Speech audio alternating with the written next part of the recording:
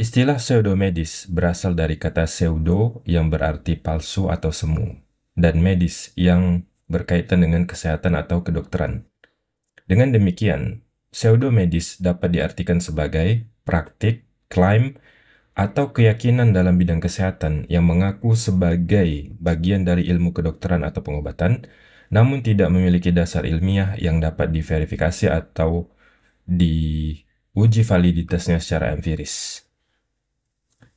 Pseudomedis sering menggunakan bahasa atau istilah ilmiah untuk menciptakan kesan otoritatif, namun sesungguhnya tidak sesuai dengan prinsip evidence-based medicine.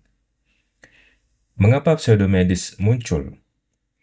Kemunculan dan popularitas dari pseudomedis bukanlah fenomena yang baru, karena sudah muncul sejak zaman dahulu. Ada beberapa faktor yang memicu adanya atau munculnya pseudomedis. Yang pertama adalah keterbatasan ilmu kedokteran modern. Ilmu kedokteran masih memiliki keterbatasan dalam menyembuhkan atau menjawab semua permasalahan kesehatan, terutama yang bersifat kronis atau idiopatik. Celah ini sering dimanfaatkan oleh praktik pseudomedis. Yang kedua adalah ketidakpuasan terhadap sistem kesehatan konvensional.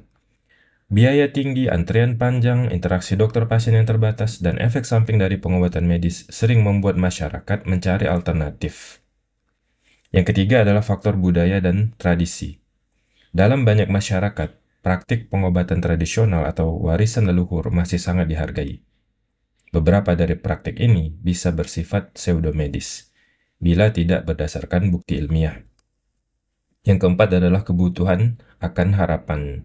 Pasien dengan penyakit berat atau terminal seringkali berada dalam kondisi putus asa dan cenderung menerima klaim pengobatan alternatif yang menjanjikan kesembuhan instan meskipun tidak rasional. Yang kelima adalah penyebaran informasi yang cepat. Di era digital, media sosial dan platform digital memberikan ruang luas bagi penyebaran informasi yang belum terverifikasi, termasuk klaim kesehatan yang menyesatkan. Lalu, apa dampak dari pseudomedis? Pseudomedis tidak hanya sekadar keliru secara ilmiah, tetapi juga memiliki konsekuensi serius. Yang pertama terhadap pasien.